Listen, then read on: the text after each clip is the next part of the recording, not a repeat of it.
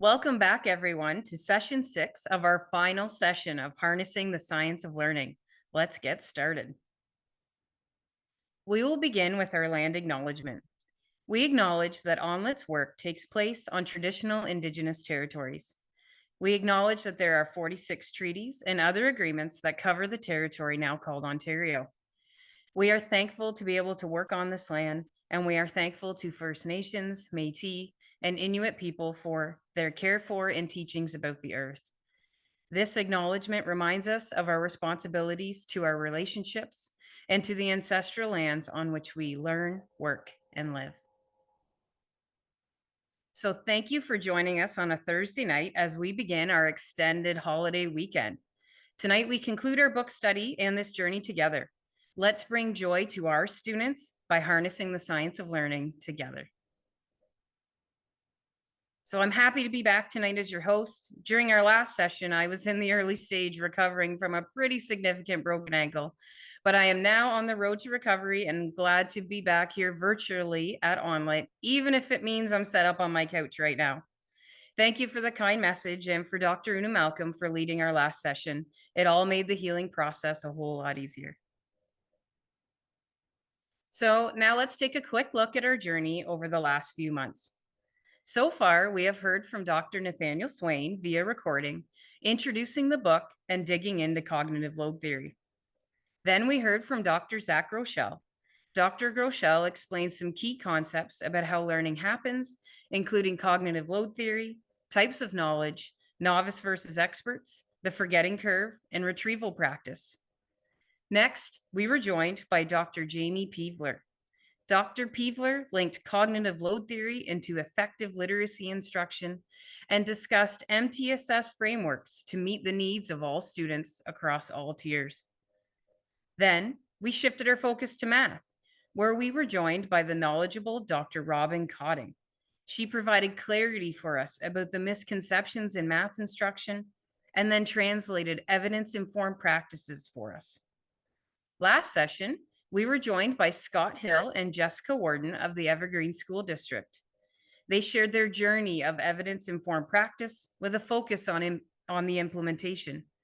They are a fantastic Canadian example to inspire other districts to begin their journey of implementation.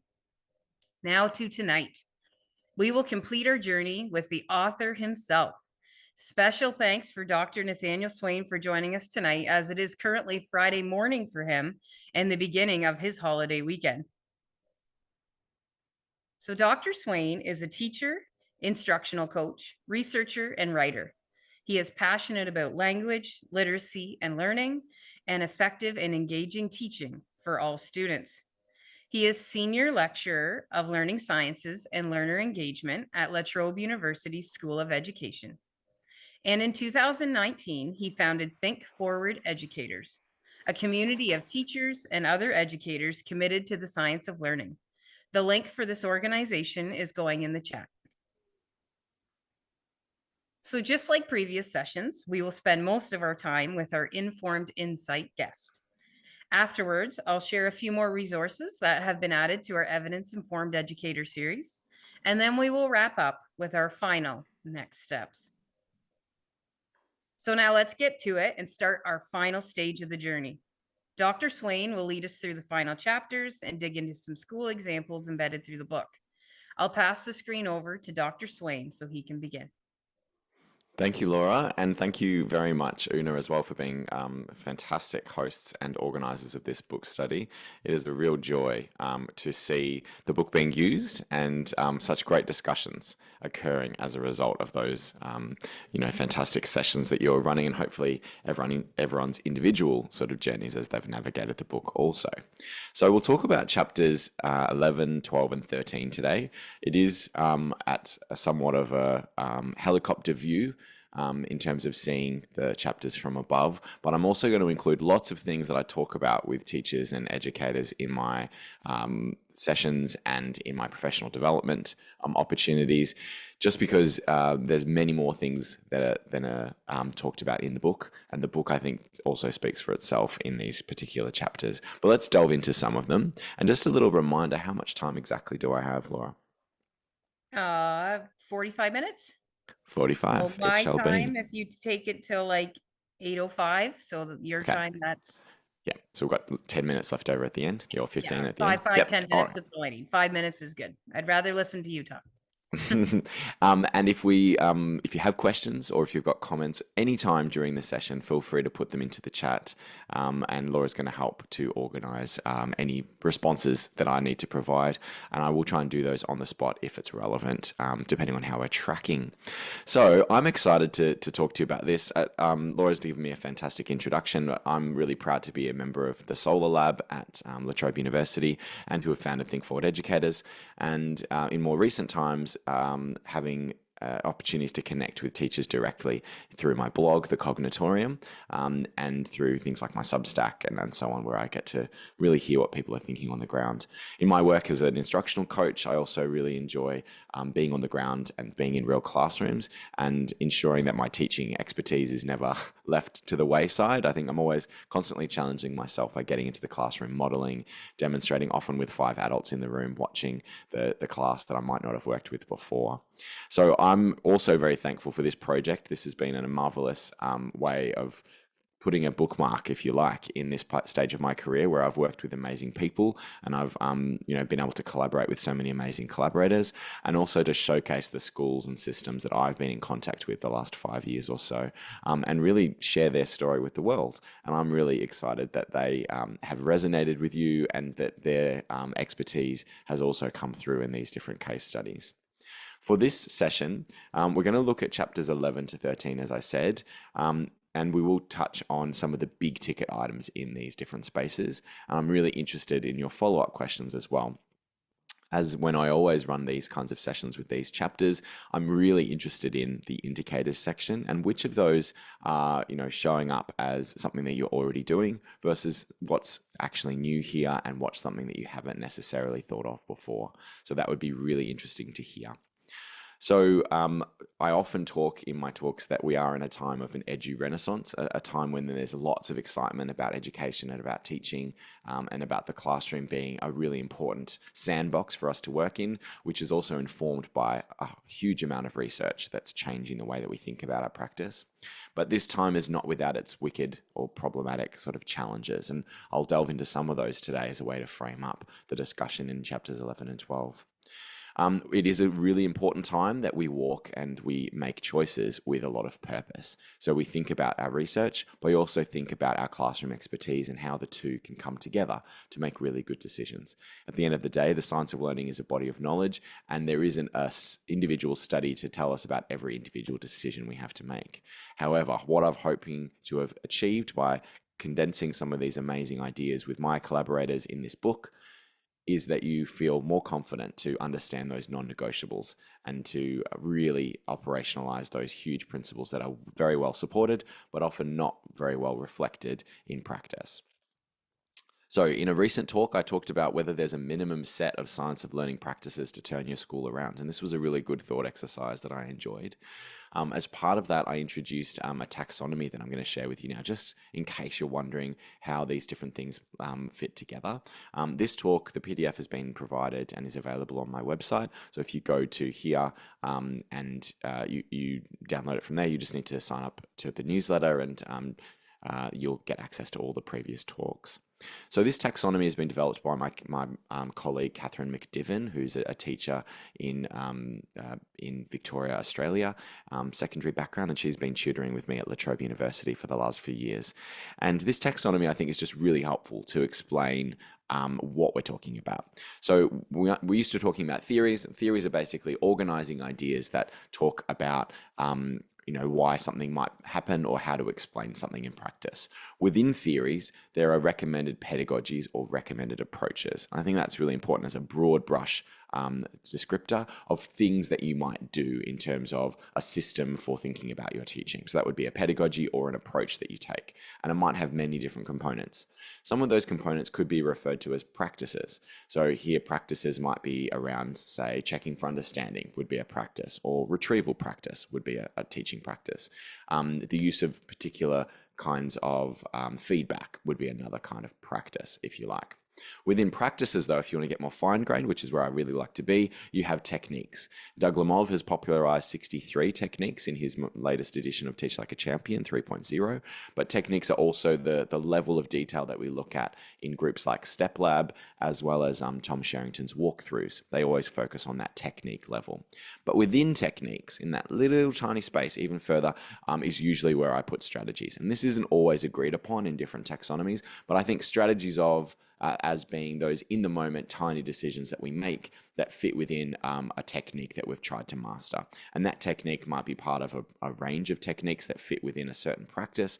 And those practices might also then sit within a particular approach. Say your approach might be explicit teaching or responsive teaching, for example, might be your pedagogy. And your theories really are trying to understand and explain how these different things are meant to work and do work within the research. So I don't know if that's particularly helpful for anyone, but I always know that we get these confused, and having a taxonomy that says what becomes before what and what sits within what, I think is really helpful. So I asked this question in a recent talk: how can we tell if students and schools are on track? Essentially, I drew upon the chapter 11 overview, where I provide different kinds of components within explicit direct instruction and within Teach Like a Champion 3.0.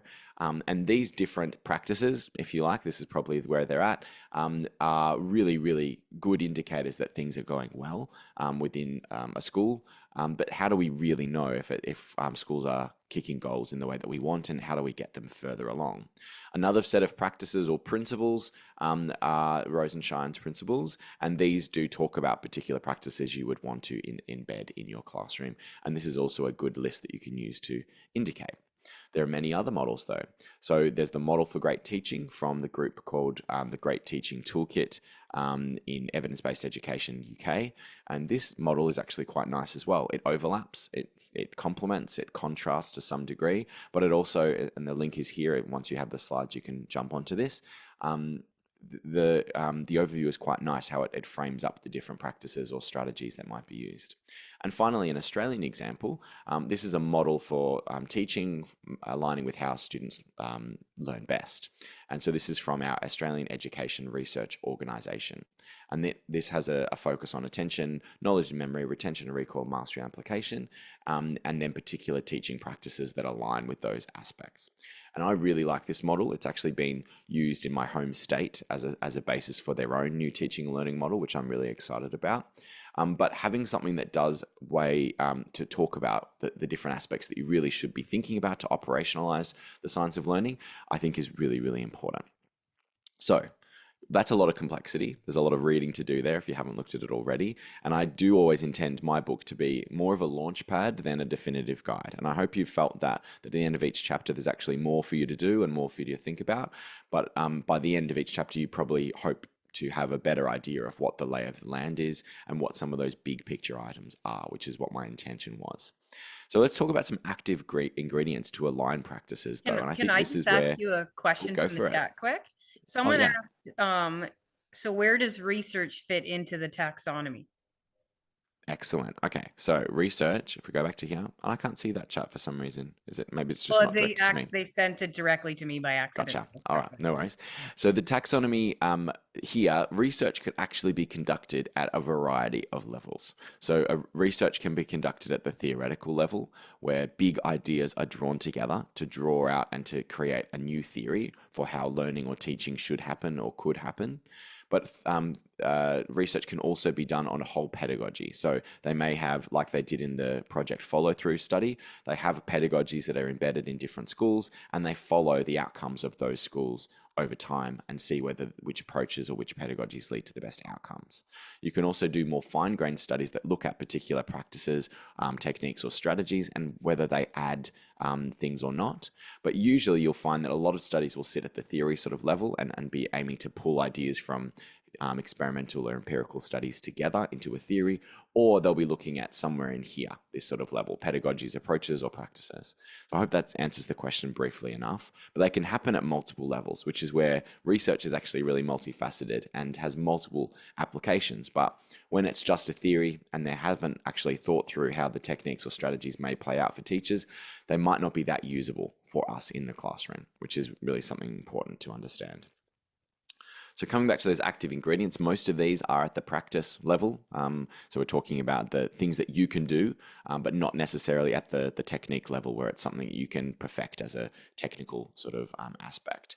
But here are some active ingredients that I came up with, and I'd be interested in the chat if you think of any others. So let me run through them quickly. So engagement norms, I think, come through pretty strongly in the book. Checking for understanding, again, is probably one of my favorite things to talk about. Daily review and retrieval practice. Explicit and direct lesson structure, something that I talk about a lot in my presentations, but delve into in a little bit when we talk about I do, we do, you do, for example, in the book. Clear concept and skill development. This is something they talk about in EDI really beautifully. Real-time student feedback, sort of responsive teaching approaches, if you like. Clear worked examples. Sufficient student practice. So this is usually the guided practice part of the lesson is the one that's missing. Having a low variance curriculum, or you would have tackled that in the curriculum sort of chapter, and knowledge rich curriculum as well.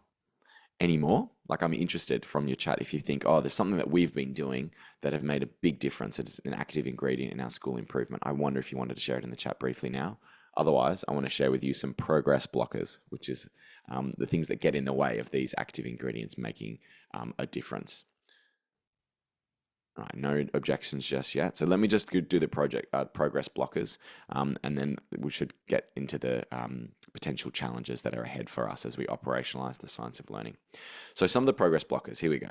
These are the problematic ideas or problematic practices that really have to be thought of differently or starting to be de-implemented if you're going to make a big inroad. I've gotten quite a lot. So 4 times 3, I've got 12 of them here. Yeah, there could be more, but I could have gone over the top. So just give me feedback if I've given you too much detail. So having opt out of work or low expectations of participation. This is where students just have the option not to participate if they really want to. And this, I think, is one of those blockers that you can never really get everything to catch on unless you start raising your expectations and building supports for students to participate as the norm. Having lots of busy work, unstructured prime time. I've said prime time as in the time in the morning or the main parts of the day where they really should be doing some productive work, things that help with their core learning to be done, rather than sort of inserting a huge amount of unstructured playtime, for example, at the start of the day, which I've seen a lot of schools do for different reasons. A major misaligned assessment. So assessments that don't align with the practices that are now being seen and basically make teachers push them into weird decision making because the assessments aren't quite working. And in the implementation section, we'll talk about assessments and what that might look like. Point of need curriculum planning, so not having any curriculum map or scope and sequence. So this is where just lesson by lesson, week by week, teachers are making decisions about what to teach next. I think that is one of the biggest progress blockers because you can't move to something that's higher expectations and more systematic if you don't start having a curriculum map or a sequence to work from. Unambitious scope or sequence or curriculum map. So I know this is a little bit pointed, but having a scope and sequence that doesn't actually push far enough, that has low expectations built into it, I think is something to address. And 80-20 the wrong way. So the mode B, mode A teaching that Tom Sherrington talks about, he says that 80% of the time you should be doing mode A, which is the explicit, direct, and fully guided, and 20% of the time you should be doing mode B.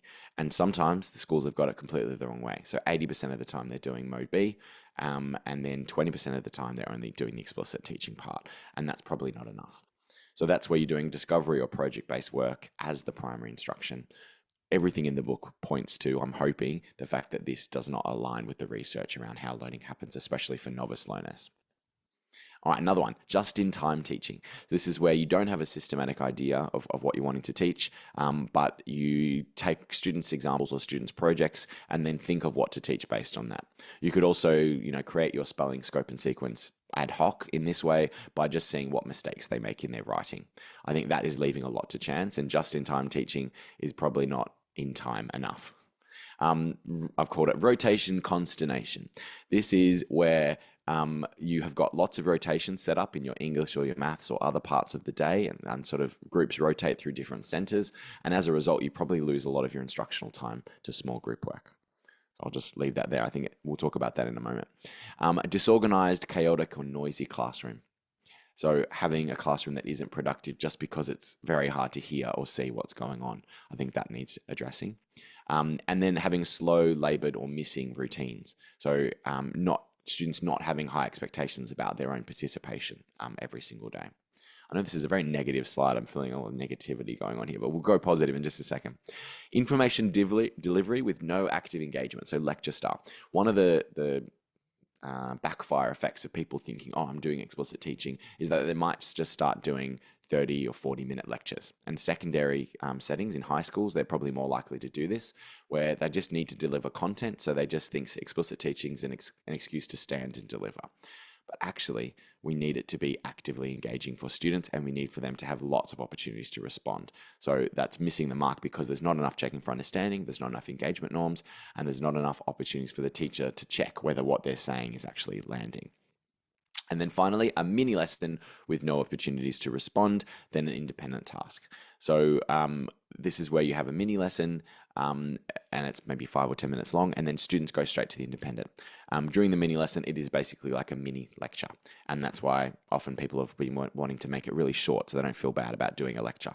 But here's the best thing. You can avoid that feeling because you don't lecture at all and you actually do active and responsive teaching. That's really the solution to that one. So this leads nicely actually to the wicked challenges that I mentioned before.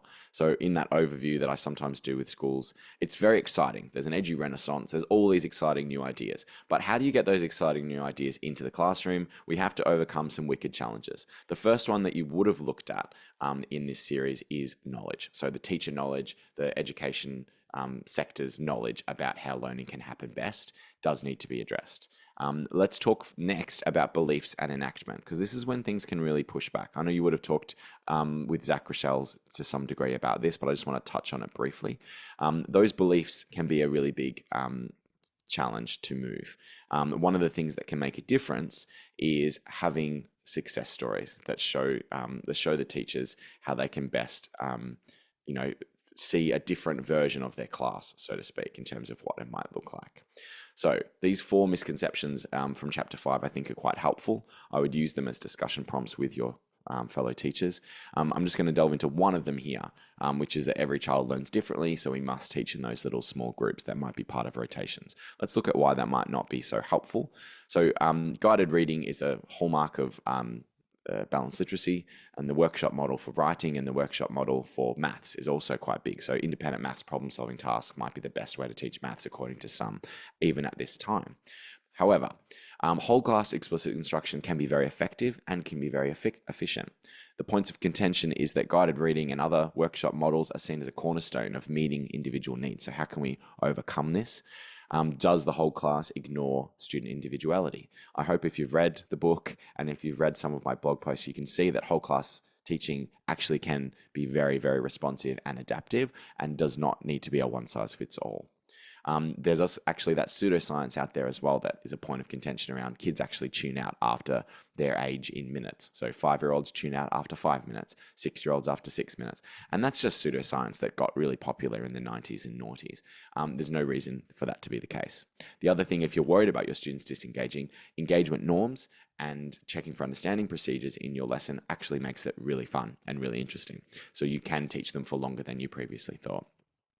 So what makes guided reading or small group instruction as the main point of instruction, not a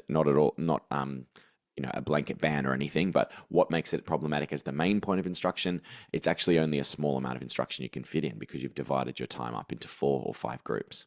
There's actually missing time with the teacher. There's not as much time that they can do with you, which is a problem as well, hence the rotation consternation. And low ability groups will miss out on the challenging curriculum. And this is a big problem. Low groups will go slow. The Bart Simpson says it better than anyone else. He says, we're going to catch up by going slower, and basically pointing out that when you have a low group that goes slow, of course, they're never going to catch up. We need to give them access to high quality tier 1 instruction, and the small group should be additional. It shouldn't be instead of that grade level instruction. So how do you address this with your fellow teachers or with leaders? You don't need to work individually with students to monitor their progress. In fact, you can use things like mini whiteboards, pair shares, and cold calls to figure out exactly what your students are thinking as the lesson is progressing, even if you've got 30 students at once. Whole class does mean more time with the teacher, and the answer is adaptive and responsive teaching. If you are explicit but also very, very good at making small adjustments to your lesson as it's unfolding, and also building in something I call built-in differentiation, you can make a big difference for your students. So what about differentiation, in case you're wondering? How do you differentiate with that small group? The differentiation can be built-in supports, so your scaffolding or your additional time you spend with those students when they work on whiteboards or answer quick questions, and built-in extensions as well, so prompts and opportunities to challenge students' thinking built into your lesson is how you get around it. And then you can have differentiation as different exit points. Some students will leave the explicit instruction, the I do, we do earlier, and they'll start the task earlier. Other students will stay with you and they may not go to the independent task for that lesson. And so your differentiation is in the amount of support and the amount of time that they've had with you as the teacher. I think that's one of the biggest things that we can get across the line in terms of explaining this to teachers and how it might work. All right. That's the problematic beliefs. I'm just going to mention the curricular challenge. It's not a big focus on that today, but once you learn how to teach differently and how to think about your instruction in a completely different way, according to the science of learning, you now have to do a whole lot of work to change how you're teaching and what you're teaching, which is really hard.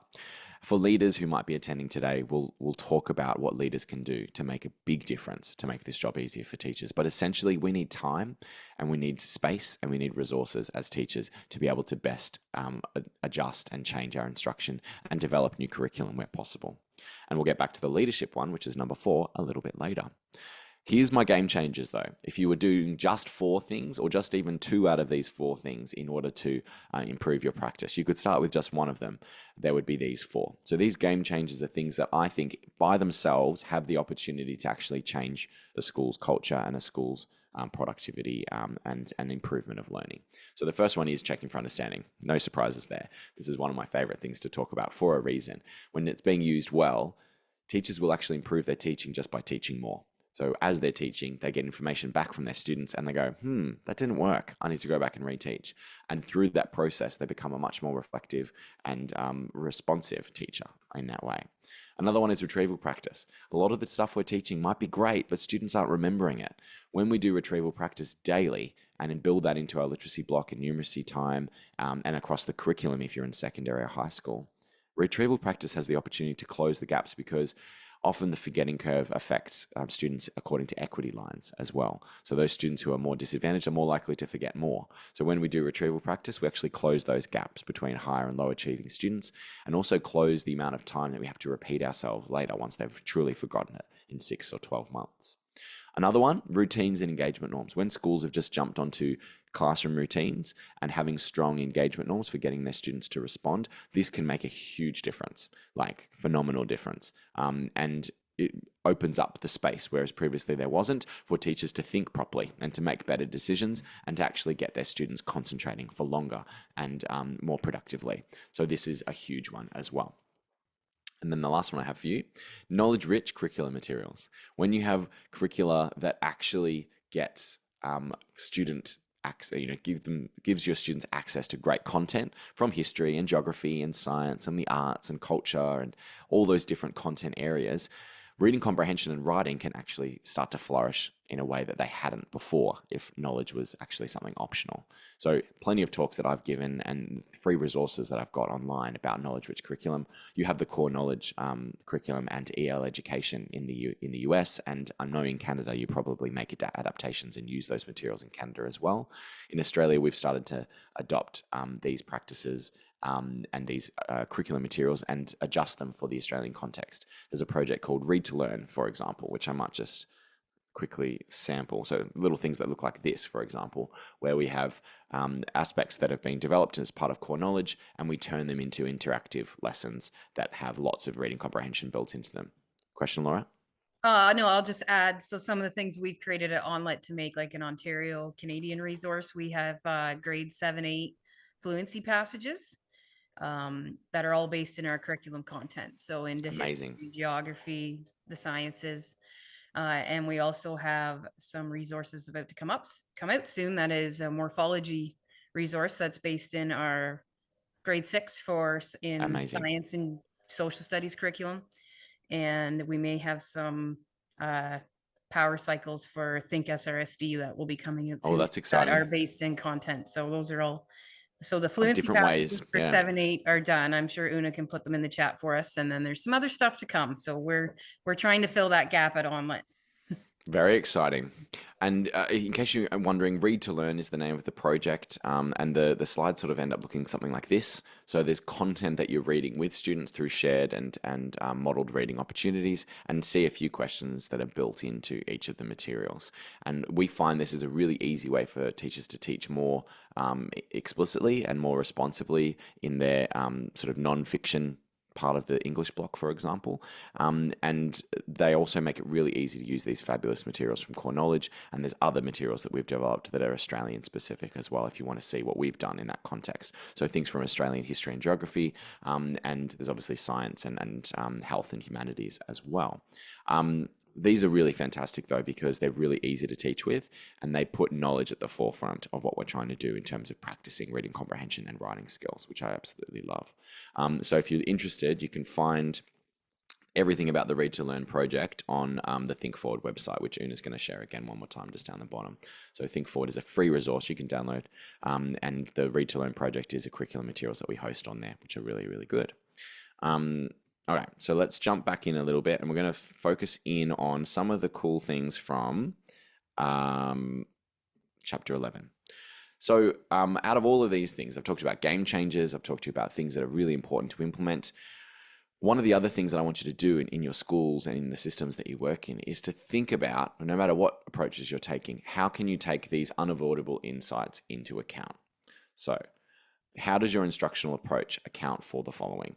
The fact that working memory is so limited. You need to figure out how you're going to account for that and make choices that try to counteract the problem that has.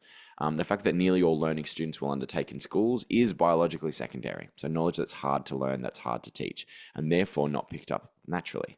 So how do you understanding the role of explicit teaching to be able to counteract that difficulty? And there's a whole section in chapter 4 on knowledge being a superpower for learners to make and drive your instruction. How do you account for the forgetting curve, where students forget most of what we teach them unless we review? This is really important. So having some way that you account for this, but if it's not retrieval practice, what is the other way that you embed this opportunity to ensure that forgetting doesn't happen on a routine basis? Because if not, it will happen. And then finally, the fact that novices benefit from much greater guidance during initial instruction. So if we have an answer to these questions, I think you've started to implement and to understand the practices that align with the science of learning. And if you haven't, if these insights are not, these unavoidable insights are not accounted for in your instructional approach, this is the opportunity to really reflect and make choices about what you do next. Okay, so in chapter 11 as well, I've got a series of mind shifts. And this fits in terms of a broader talk that I do. It fits in this walk with purpose idea. You can do some next steps around mind shifts, but also caveats that come up in chapter 13. Let's do mind shifts first though. So the mind shifts come from chapter 11. I think these ones summarize some of the things that I think make a really big difference for schools. And then we'll highlight some examples of these as we go through, depending on the time. We are doing, oh, that's not responsive, so that's no good. Okay, we're doing okay for time at the moment, so let's jump into it. We're going to talk about leadership in about 5 minutes. So in terms of the mind shifts, we want to put student learning at the heart of teaching. So often, so many other things are at the heart of teaching. It's, teacher well-being. It's student well-being. It's, the requirements of the curriculum. Put student learning at the heart of teaching, and you can answer nearly every problem or challenge that you have. If you understand whether your students are learning on a daily basis, then you're going to make better decisions about how you're making all those compromises that you necessarily have to make as time goes by. Make effective and engaging teaching the norm. So embed things like engagement norms and great routines and expectations in your classroom, because effective engaging teaching should be what's happening every single lesson, not something that happens sometimes. And I think there's a lot of work to build those conditions, and we'll talk about those in the leadership space shortly. But this is something that you can achieve. If it's just you in your classroom, you can do this just in your classroom if need be. And this can make the huge difference for the group of students that you have. Plan curriculum that's coherent, so connects together and makes sense, is knowledge rich, and does include regular review, so that you have an opportunity to embed that opportunity for retrieval practice in every single part of your week. This is really important. So if you can get this across and make this mind shift, and this is chapter 11, we go into all of these ideas in great detail, you can make such a difference for your students because of those interacting components. So often our curriculum is well intended, what we're trying to teach, but it doesn't hit the mark in terms of building enough review or having enough knowledge at the foreground or connecting from one idea to the next and activating prior knowledge so that it really, really does enable the learning to stick and for students to make sense of it. And that's really, really powerful. Number 3 here links to the idea of meaningful learning theory. Yeah, and Fiona's talking about the Grammar Project and the resources from OCA. Yes, I'm going to mention those at the end. OCA Education is an Australian organisation that shares resources for Australian teachers, but also beyond. So people in New Zealand and Canada, I know, are using this, and the resources are incredible. And they are helping with this number 3 point here, for getting the curriculum sort of started. Teaching at the whole class level responsively. So being really good at whole class teaching, I think we want to take our profession back, as David McSporran talks about from Yates Avenue in the book. It's really important that we feel confident to manage the group and to know that there are really good practices in place, but that we don't have to become a robot or a technician in order to do this. You can still keep your personality whilst also getting really good at managing a group of 30 kids. Make it easy for your students to participate. I'm not sure what that comma is doing there. It shouldn't be there. Make it easy for them to participate. So change your instructional environment, change the focus of your day so that you're putting all the eggs into the right basket of participation and effective engagement. Don't make it harder by cluttering your environment or including too much fluff. Like, actually make it easy for your students to do all of that work. Get behavior supports in your school so that it's easy for students to feel safe and still feel supported, and that you do have tier 2 and tier 3 intervention for them as needed. And then number 6, invest in your professional knowledge. The amazing thing about the science of learning is not that it's a thing that you can buy off the shelf and just implement. The amazing thing is that it's a body of knowledge that you can use to change the way that you think about your practice and the way that you interpret what you're seeing in your classrooms. So invest in your knowledge, because there is so much more to learn. There's a little section at the end of chapter 13, or maybe it's chapter 11. We'll tell from the name of the box in a second, where it talks about all the things that I didn't get to speak about in the book, which I would have loved to. And here they are. It was chapter 11. So these are all the aspects of professional learning that I want you to do next after you've read this book. There's many other texts that go into the topics I talk about as well in the book that I'll share with you at the end. But these are the ones that I didn't really get to properly. So things like dual coding theory, things like meaningful learning theory, that where the curriculum planning becomes really important. Generative learning, self-regulated learning, and that concept A versus mode B teaching. Like, really, really powerful stuff that's out there that I want you to understand. But this is literally like scratching the surface. There's so much to know. What I don't want you to feel like is you have to be an expert in interpreting and understanding research. That is really like a full-time gig, if you like. But as a teacher, you can be well informed by relying on verifiable sources and being okay with going and checking some original studies every now and then. I think that's really important. But there are really some great people, my colleagues, for example, around the world, that are trying their best to make it their gig to interpret and understand the research, to point out where it's lacking, and to see what some of those more unavoidable insights are. The reason you have to invest in your knowledge is because in 10 years' time, what we recommend may well change, because the science and the research is constantly changing and improving and refining, which is kind of awesome as well. So let's get into some of those ones, just focusing in on whole class teaching. And then I'm going to look at the leadership sort of challenge. So how do you get whole class teaching working in your classroom if you haven't done this, or if you want to refine this further? I've got the four following things. So strong routines for engagement and learning. I think that's really clear. Clear modeling and explanation. So being really, really good at the explicit part of your lesson. Obviously checking for understanding. And effective pairing and classroom setup. And I'm just going to touch on a few of those, and you will have these in the slides if you want to spend a bit more time on these, because I like to just get these out to people whenever I can. Tom Bennett does a really good job of talking about classroom routines, like a really good job. So in his book, Running the Room, I would recommend it highly. This is a synthesis of some of those ideas, and there's some example priority routines that you should definitely get right if you haven't done routine work before.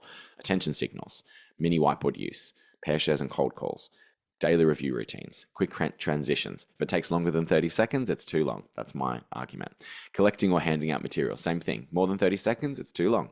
getting lunch or snacks from bags efficiently, and using eating time well. For young students, I used to teach kindergartners and grade ones.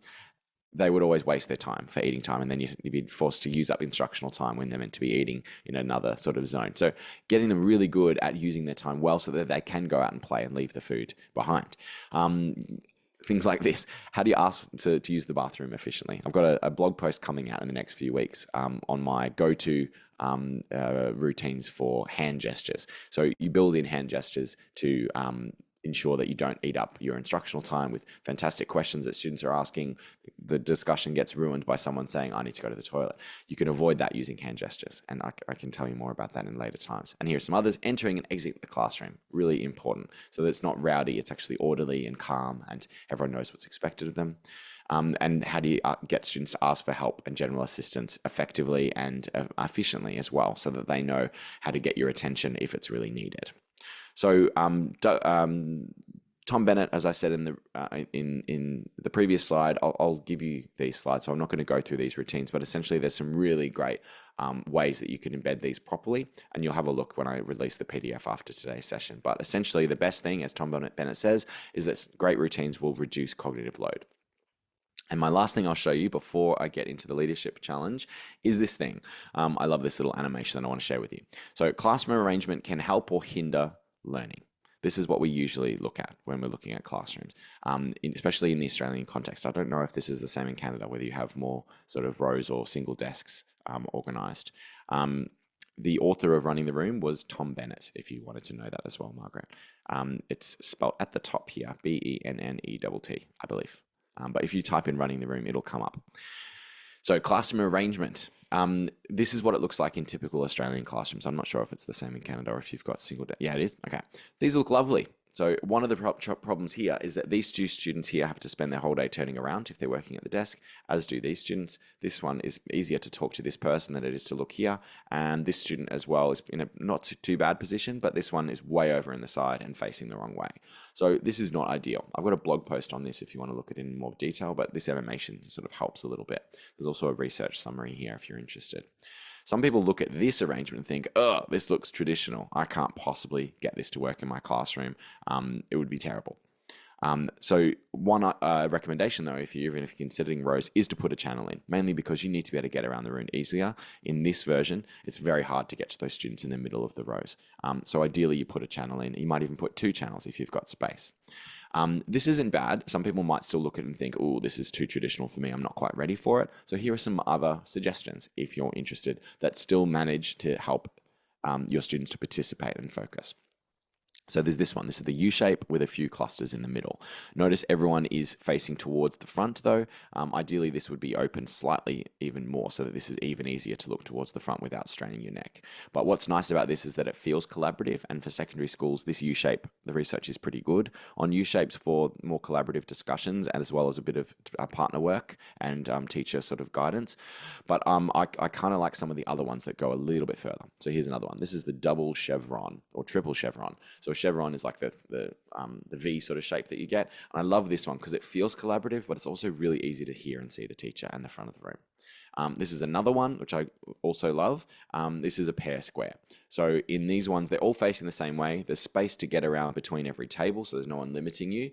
And if you're wanting them to turn around and start collaborating, you've got groups already. And you can see the color coding there. Here's my purple group, my blue group, my orange, my yellow, and my blue, for example. And so now I've got collaborative groups. And when I ask them to turn their chairs back around, then I've got really, really good, easy to see rows straight away again.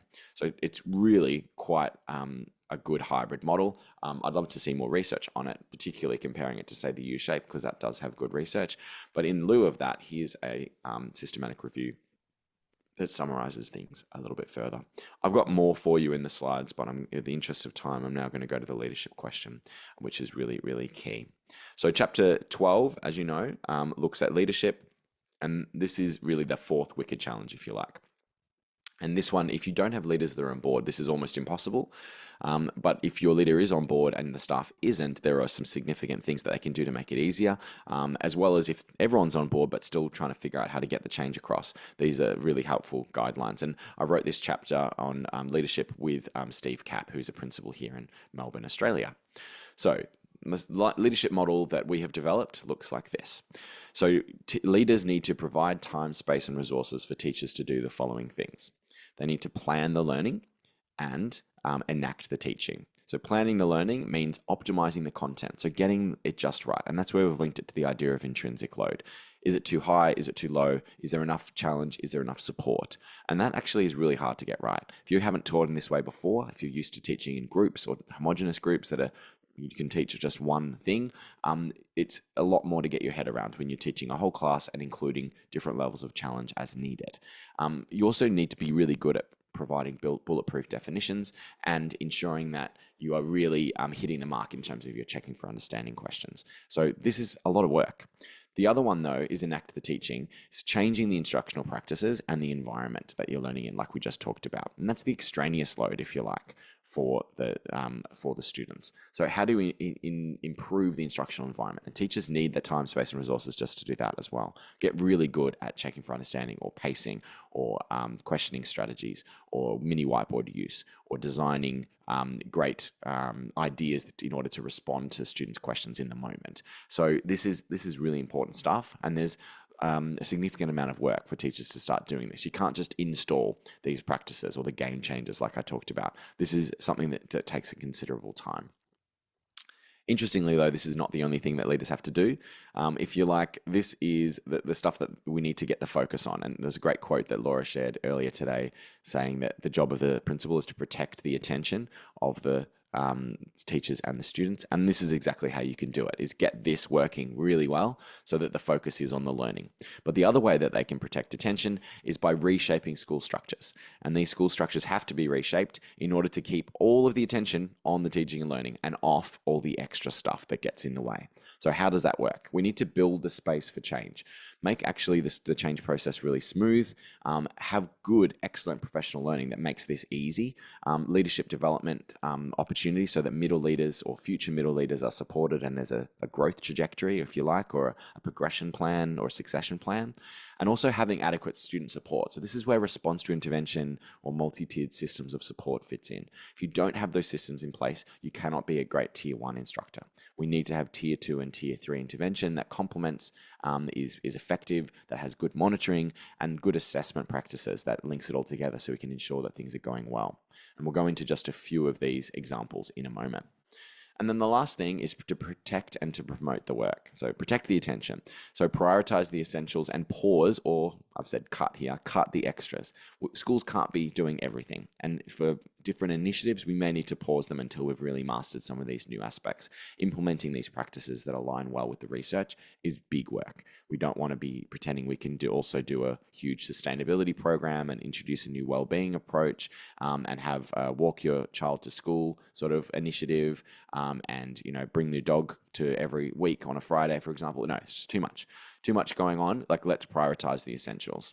And also really try and communicate and celebrate the successes. So it's really important that the leader's job actually highlights and showcases when things are working really well, and also ensures that the things we implement to begin with are actually quick wins so that we can get that sense of like excitement and feeling good about the change rather than getting change fatigue. The last one I've got here is networking. So connecting with like-minded schools or districts so that we can actually share those wins and support each other. This is how a lot of the changes have happened in Victoria, Australia. So this is our state where probably the most amount of schools have made the move in this direction in the past 10 years. The reason is because we've been able to network really well. We've been able to connect and share ideas. Principals have met other principals. Teachers have connected online. There's really good Facebook communities. There's also a lot of sharing and observations of practice.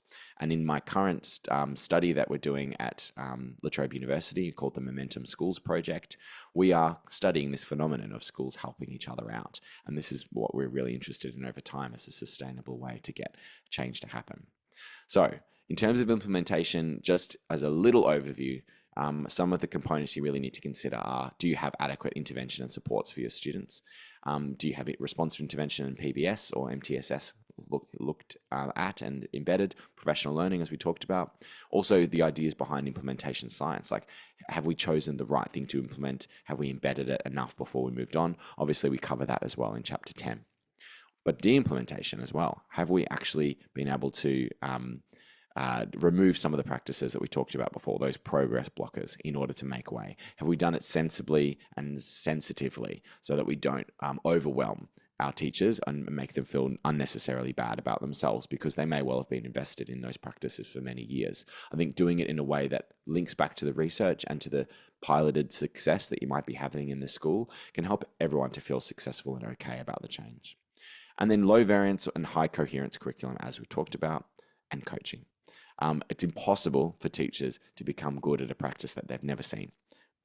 It's really important that they see, they get feedback on, and they get support with planning and rehearsing how they're going to do that. And that's where the building the space for change, enacting the teaching sort of thing comes in. We need to give them space to be able to get really good at this kind of teaching practice, which is pretty foreign. Response to intervention you should know about, but just knowing that this is a really powerful aspect that is a non-negotiable. You can't get the improvement in your school unless you have excellent response to intervention or MTSS happening. And assessment. So you need high quality assessments to drive decision making, both for MTSS, but also in curriculum planning as well. This is just examples, not an exhausted list. And it was just looking at a few things from English and one or two from maths, for example. There's a few in Australia that you might not have heard of, like the Motive Suite, which is open access for spelling. There's also the York Assessment of Reading Comprehension. I think you've got a lot in America and in Canada where you don't need any of these British or Australian assessments necessarily, but there are ones out there. There's also the phonics check. I don't know if this is widely used in Canada, but the phonics check is an open access thing you can download from the Australian government or from the English Department of Education. And the phonics check's really quick, done at the end of year one to see if students are on track. It's a 1 or 2 minute assessment, doesn't take long at all. I've got heaps more to talk to you about, but I know that we've run out of time. So I'm keen at this point to start opening up to questions, and then depending on where we go, I can then answer things further. The indicators for this one are always really interesting. So if you haven't looked at the leadership indicators at the end of the chapter, have a look and see if you can tick off the ones that you feel like you've got at your school and your system, and circle the ones that you need to address in terms of circle the ones you really need to get rid of potentially.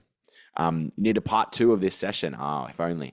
I'm actually thinking, and as a thank you to all the people who've engaged in this book study, I'm thinking of creating some bite-sized 5 or 10 minute videos that would support further book studies, if you like. So I'm thinking of creating 5 or 10 minute videos of key content that would complement people's investigations of different chapters.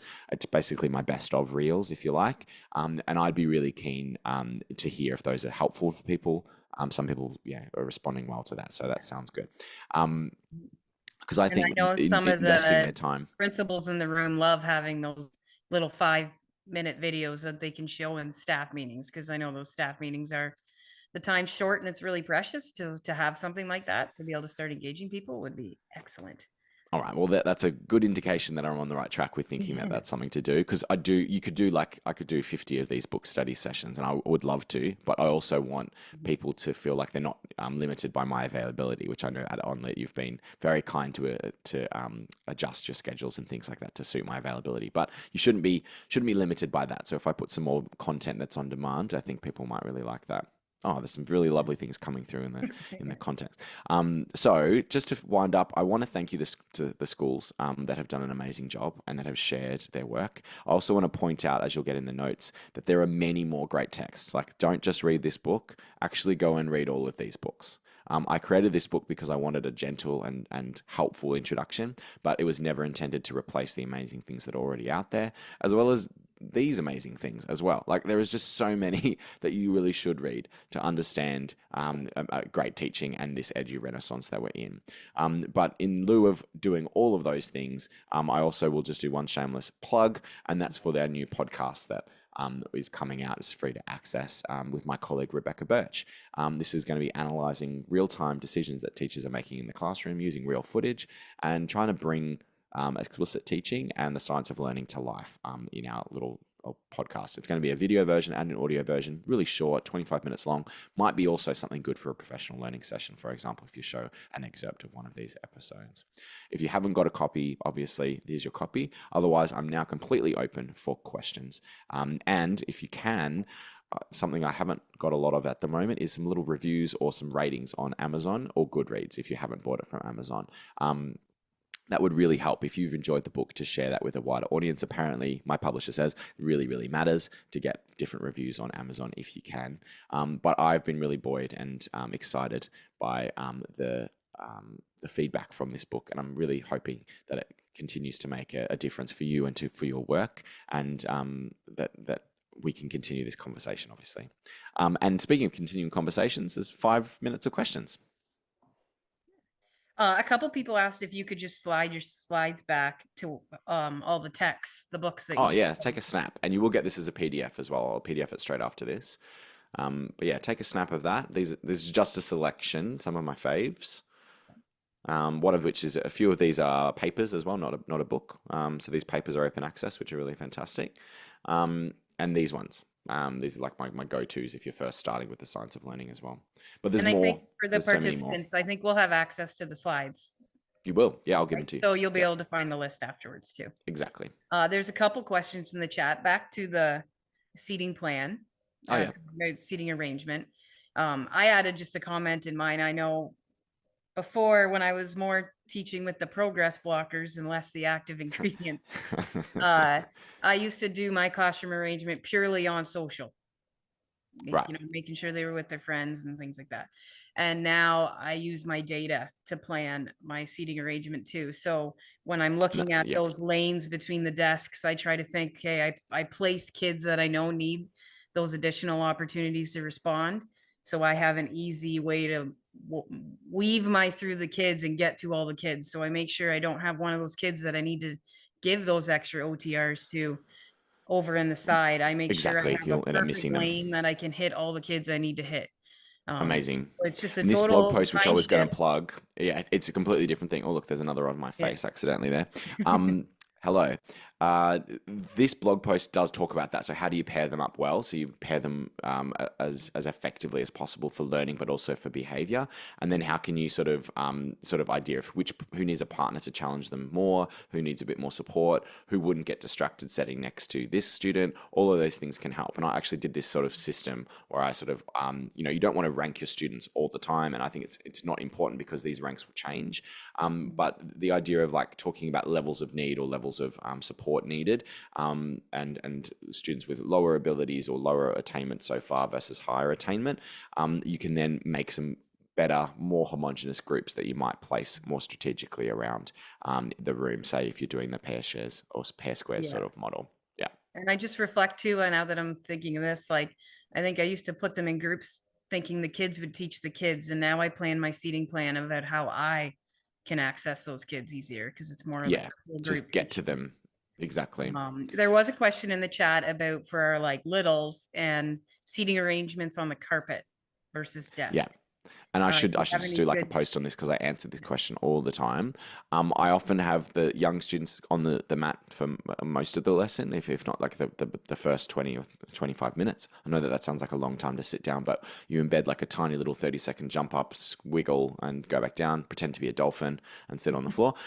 But those can be really good because when they're closer to you, when they're on the mat in the first few years of school, it does really help with the initial part of the lesson. I will have sit spots though, so those little Velcro dots that organize them into some little patterns, and they have an assigned spot, either assigned or closely almost assigned, mainly because if you let them sit anywhere, I think that just contributes to extraneous load of like, have you made the right learning choice? Are you sitting next to the right person? Like these are little kids that decision probably doesn't need to be made on a daily basis, and you can mix up who sits with whom over time by changing some of those patterns, but you don't have to do it every single time they come to the mat, which is too much in my opinion. I know Kate Wynn, she's a kindergarten teacher with our ONlit team, and she's the host of the IDA Ontario Reading Road Trip podcast. And she Yeah. talks about her carpet that has the squares like a grid designed. It's colorful and Yes, a beautiful, grid but it's design a can also grid, so work the really kids well. all I have really their like own that. square and how like essential it is for her carpet time.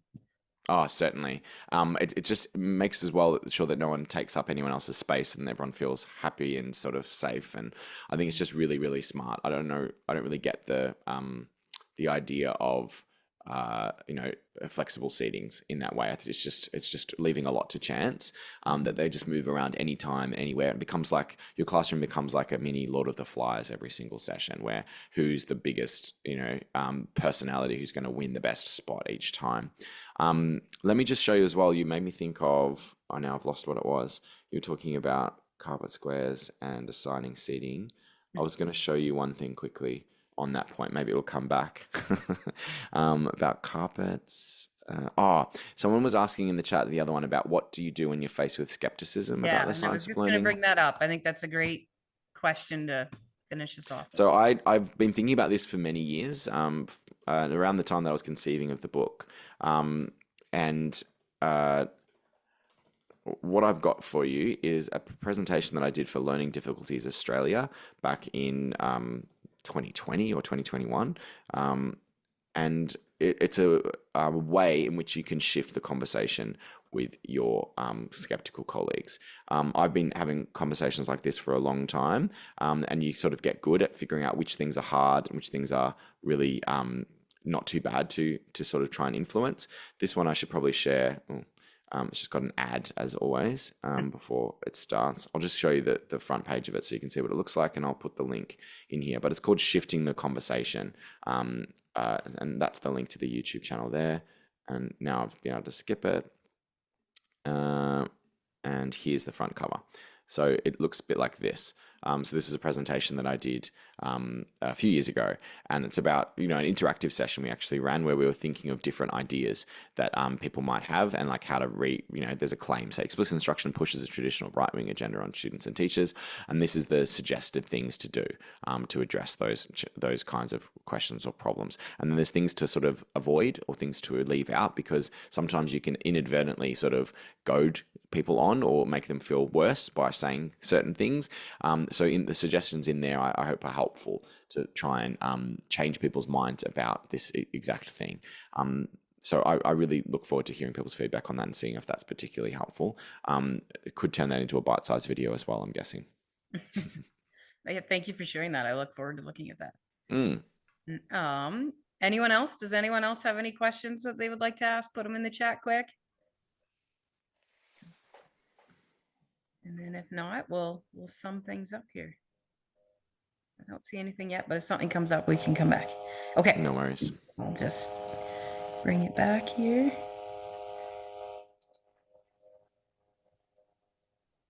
There's just a question that just popped up.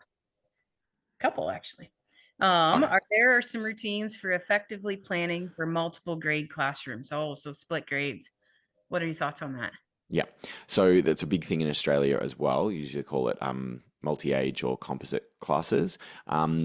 Essentially, there is some good things you can do. With knowledge-rich curriculum, you want to have a 2-year cycle. If it's 3 years in one, you need to have a 3-year cycle. So topics or big content or novels that you swap on a 3-year basis, that would be equivalent of either of those year levels. It is harder though. So the routines for planning, it's quite a lot that's involved there. If you're in a really small school where you just can't possibly move away from composites, if it's possible and it's been deliberately done as a composite classroom with multiple ages, I think it's a good time to have a conversation with your principal or the person who decides that, to say, well, this, it makes it more complicated in terms of knowledge-rich curriculum, makes it more complicated for scopes and sequences. And knowledge-rich curriculum you can sort of get around, but scopes and sequences you don't necessarily have a good solution for, mainly because there's lots of spelling or maths things that you need to learn first before you learn the next thing. Some of the time, if you're in a multi-age classroom, where it's not possible, say a very small school, you may want to consider joining our Very Small School Network, which is on the Think Forward website, which is my charity. And the Very Small Schools Network is a way of connecting with other schools that are grappling with this exact thing. Like, how do you get composites to work when you're doing your literacy routines or your maths planning? And it's something that we're hoping through that process of sharing and being able to connect many different people together, we should be able to start to address it. So if you haven't seen it, Think Forward Educators is here, and the Very Small Schools Network is available when you log into this platform. It's called Circle, and you can find one of the networks in there. It's called Very Small Schools. So I haven't taught as much in those settings, but I answer lots of questions about it. I don't pretend to have all the answers, and when it's possible, I would move away from composites if that's an opportunity. If it's not, though, there are people who are figuring it out right now. I'm just sort of looking for my little community thing here. So there's some people who are working on it right now who've got a much better idea about how to do it. So this Very Small Schools Network is newer, but it's also an opportunity to try and share and create better thinking in this space. If you've already cracked it of how to make this work and you want to share it, we would be very interested to have you as an event on the Very Small Schools Network on Think Forward, because this is something that probably there isn't enough guidance about for teachers in the real world. Mm-hmm. Yeah, I'll say I'm a 2-3. I have been the last 3 years. And I think part of the answer is you can't do it perfectly. Yeah, it's not perfect. Especially with the content areas. I try to do whole group teaching as much as possible. So if we're doing the grade 3 forces unit, we just all do it. Yeah. But you do you have a can't, 2-year cycle where you sort of work through different not in our topics on different year? school, not in our school. So that's where the curriculum is huge. So when you look at those units, there is no way you can cover every single piece. So I try to pick the really great pieces and do a good dive with that, and then we go to the next one. And it's not perfect, but it gets us through. And I think sometimes as educators, we strive for perfection. Yeah. But then my language and math, I try to ensure that they have everything that's foundational for the next grade, that is essential going forward. I also think when you move to like the active ingredients and away from the progress blockers, you are much more efficient. So you can get so much more done in your day than I did previously. So I also and think hopefully set up some students, that they've got a task or they're going further with their learning, and they've got some good routines around that so that they feel supported and they feel like they can do it. Then that's a good time to then work with the other part of the class that might be doing something different or some additional sort of instruction. I think that level of responsiveness and use of small group is already necessary in a straight class, so in a class that just has 1 year level, because of the range of learners. Hence why you probably need to do that and then more when you have multiple year levels in one class. Just be more strategic and more clever about how you do it. You can notice here I'm not giving you specific, really easy to follow advice here, because I think it is really murky and it's hard. It does depend on how big the range of differences are in your classes as well. Like it might be that they're quite similar, so you can make it work, or there might be that they're even more complicated, which means you have to be more strategic and hopefully have more access to more tier 2 and tier 3 supports as well. Yes. And depending in Ontario on the grade split, like 2-3 isn't too bad. There's not a huge jump, but say from grade 6 to grade 7, the curriculums adjust pretty drastically. So it's a harder split as well.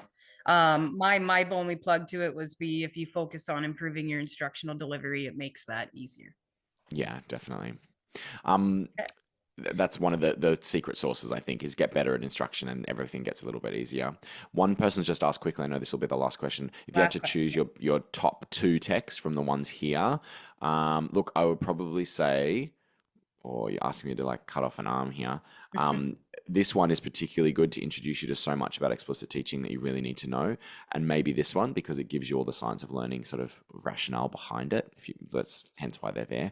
But look, all of them are really, really important. I think they just keep adding nuance and layers. And I think when people say, oh, that science of learning thing is just a fad, it's like, it's really not. Like there's so much to learn. There's so much to understand. We're not looking for a new ideology. We're looking for an investment into the research and into how we can harness it for our classrooms. So if I can do that final plug, I really hope that you've enjoyed the book and that you stay in contact. This links to my website if you want to join my newsletter as well. I'd love to stay in contact in that way. The more people that sort of connect, the better in terms of sharing those ideas and practices. And the questions that you give me often give me my ideas for my next blog post. So if you've got great questions, put them into the subscriber chat on my Substack, for example. That's where I really love to receive those questions. And then I can get back to you with probably a nice little post. And then finally, see us on this podcast. It's coming out in the next week or two. So we're really excited to share that. And it's going to be using all of these ideas in practice, which will be really fun. A big thank you to the people at ONlit, and thank you to Laura and Una especially. Any final words to wrap things up? I'm just going to take the screen back quickly and then Go I'll for wrap it. us up. So thank you, Dr. Swain. Your knowledge and words have been such an impactful way to conclude our book study. We are also truly grateful for you joining us tonight, especially on your holiday, but also for writing this book. The content and writing of your book has the potential to ignite change across our province, and that's what we are trying to work towards. So now let's return back to our evidence-informed educator series. Remember, these visuals are designed to be a launching point to get learning started. They are all found on the ONlit resource library. In addition, I wanted to share this excellent resource. Jamie Clark has thoughtfully created these evidence-informed one-pagers that help educators reflect on their practice, build knowledge, and prompt professional conversations with colleagues. You can download all of them for free or purchase as a hard copy book. I tried to make some with our evidence-informed educator series, and these are just way better. So I would just go right to Jamie Clark's. They're excellent. And finally, the work we have done here together. The recordings of these sessions are all available on the ONlit resource library and on YouTube. Additionally, some of the slide decks are also available to download from the ONlit library. So now let's wrap up our session and our book study. Your next step is to keep sharing this knowledge with others. Share the book, the one-pagers, the recordings, and everything that came along with us. I can't wait to get a hold of your little 5-minute videos, Dr. Swain, because I think those are going to be so helpful. And if you're in a classroom like me, keep learning and using this knowledge to improve your instruction. Using this knowledge to improve student outcomes is the ultimate reward as an educator. To finish, I would like to share a few quotes that resonated with me when reading these final chapters.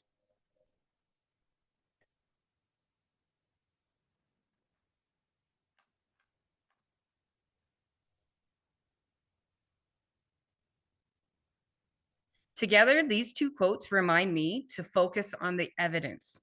It reminds me to look past all the distractions and focus on the things that work for my students and for myself as an educator. We live in a time of constant distractions for students and for educators. So it's even more important to focus on the evidence that ensures students learn. That is the educator I want to be. Then this quote about always being intentional in our decision making.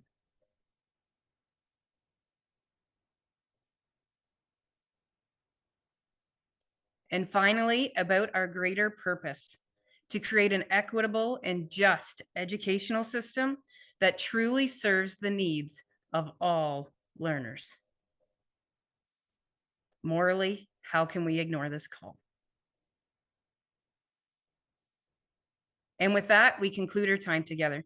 Thank you for joining us over the last few months and for your commitment to improving student learning. This work is essential for ensuring all students have access to evidence-informed instruction and to ensure equitable outcomes for all students. Let's bring joy to our students by harnessing the science of learning together. Thank you, everybody. And thank you to Laura for being our intrepid leader. And to all of our wonderful guests across every week. Have a great evening, everybody. Thank you. Thank you, everyone. Amazing work. I just love your organization. Thank you so much for in organizing this, and yeah, hope to stay in contact.